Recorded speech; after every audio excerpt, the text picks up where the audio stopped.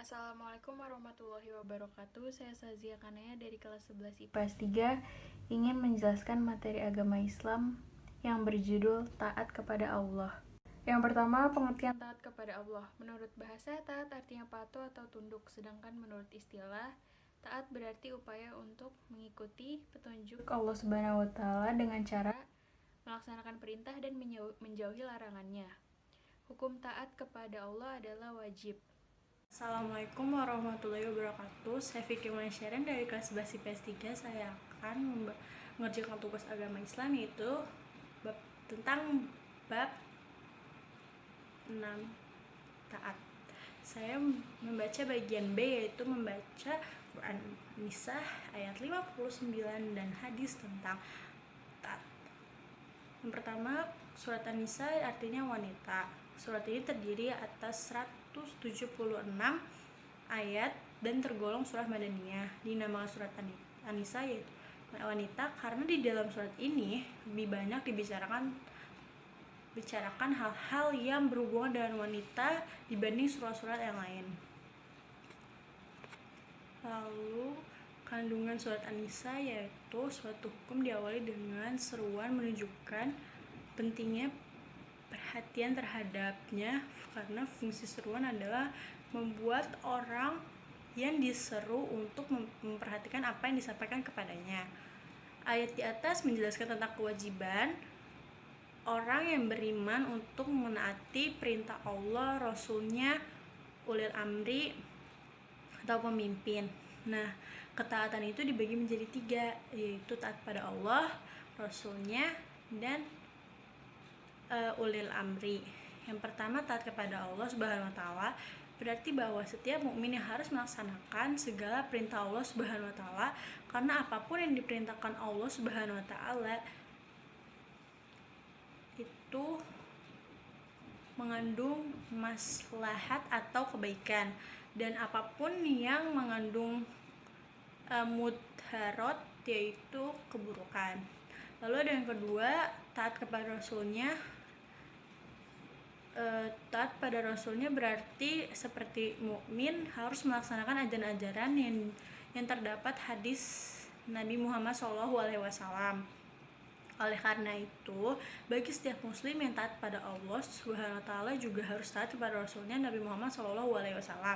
Kewajibannya taat kepada Rasulullah SAW adalah ketaatan yang bersifat istilaan atau berdiri sendiri. Ketaatan kepada Rasulullah sama dengan ketaatan kita kepada Allah Subhanahu wa taala. Perintah Allah di surat An-Nisa ayat 59 berbunyi, taatlah kepada Allah dan taatlah kepada Rasul. Dan yang ketiga ada taat kepada ulil amri, yaitu taat kepada ulil amri berarti seperti mukmin, setiap mukmin harus taat kepada peraturan-peraturan pemimpinnya selama tidak menyimpang dari ajaran Islam. Lalu maka kaum muslimin berkewajiban melaksanakan dengan syarat bahwa keputusan mereka tidak bertentangan dengan kandungan kitab Al-Quran. Jika tidak demikian halnya, maka kita tidak wajib menaatinya, bahkan wajib menentangnya, karena tidak dibenarkan seseorang itu taat dan patuh kepada suatu yang merupakan dosa dan maksiat pada Allah Subhanahu wa taala. Dan yang kedua ada hadis tentang taat. Saya bacakan artinya saja karena lagi berhalangan. Itu dari Abu Hurairah radhiyallahu anhu berkata, Rasulullah SAW bersabda, barang siapa yang bertaat kepadaku maka bertaatlah ia taat kepada Allah, dan barang siapa yang bermaksiat kepadaku berarti dia bermaksiat kepada Allah, dan siapa yang taat kepada pemimpinnya yang aku angkat berarti ia taat padaku, dan siapa yang melanggar pemimpinnya yang aku angkat berarti ia bermaksiat padaku.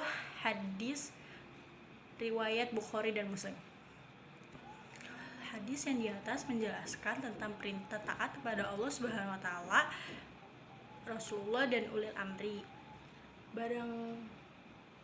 Barang siapa yang taat kepada beliau, maka ia taatlah kepada Allah. Sebaliknya, barang siapa yang membuat maksiat kepada beliau, maka dia yang telah bermaksiat pada Allah Subhanahu wa taala.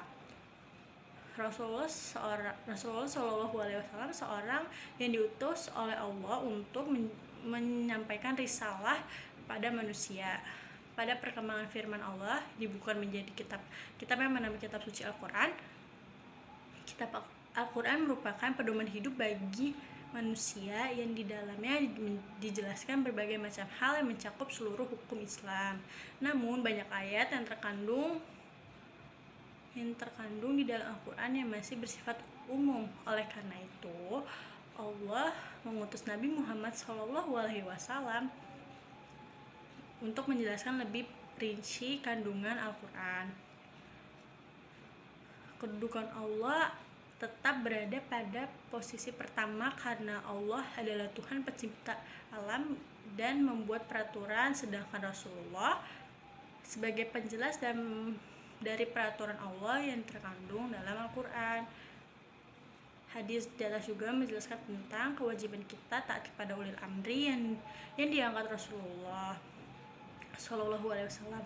Dalam hal ini, ulil amri dapat diartikan sebagai pemimpin atau alim ulama, yang maksudnya adalah kita wajib menaati perintah ulil amri dan menaruh kriteria yang ditetapkan oleh Allah dan Rasulullah.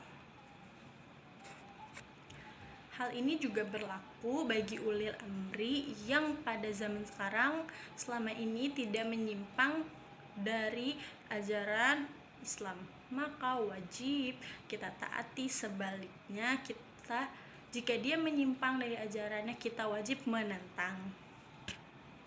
Sekian dari saya, kurang lebihnya mohon maaf, dan saya tidak membaca ayatnya karena saya tidak lagi berhalangan. Mohon maaf. Wassalamualaikum warahmatullahi wabarakatuh. Assalamualaikum warahmatullahi wabarakatuh. Saya Safa Safira Putriana dari kelas 11 IPS 3.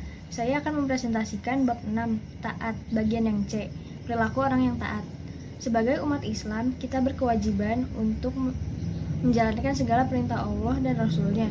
Dengan menjalankan perintah Allah dan Rasul-Nya dan meninggalkan segala larangannya, kita termasuk golongan orang yang bertakwa.